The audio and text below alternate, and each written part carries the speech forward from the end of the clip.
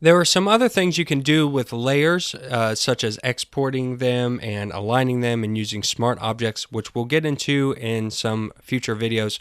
But let me just go ahead and show you some other options that you have with layers. You're going to find layer options all over the place. You can right click on a layer and you will see there's different things here, such as layer from background, duplicate layer, deleting them, exporting them out, converting them, merging them, and so on. There's also options in the layers panel options. So here we see a lot of the same options and extras: quick exporting, creating new groups, collapsing groups, creating artboards, locking layers, converting to smart objects, blending options, adjustment layers, clipping masks, linked layers, flattening and merging, and then some panel options there. And then finally at the top, there's also a layer menu bar with some of those same options and then extras. So we can create a new layer from background, new group, new artboards, and so forth.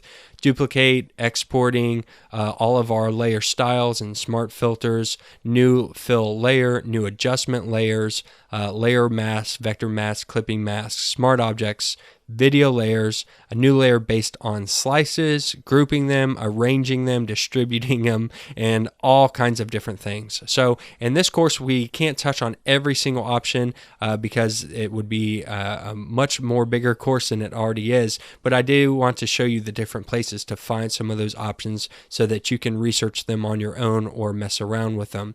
If we go ahead and set this to a regular layer, there's also some options in the panel. We've looked at how you can search for layers. We have our blending modes. We have opacity based on the image. We have a fill based on if we're using like things like shapes. We can set the interior opacity for the layer. That's when you're using things like shapes and text and what have you. And then we can lock the layer down by different ways. So here you can see that we can lock layers based on transparent pixels, on image pixels. We can lock their position. We can prevent auto nesting into and out of artboards, and then we can lock everything down. So if we wanted to lock a layer, we can go ahead and click that, and even though this isn't a background layer, we have the ability to lock that also.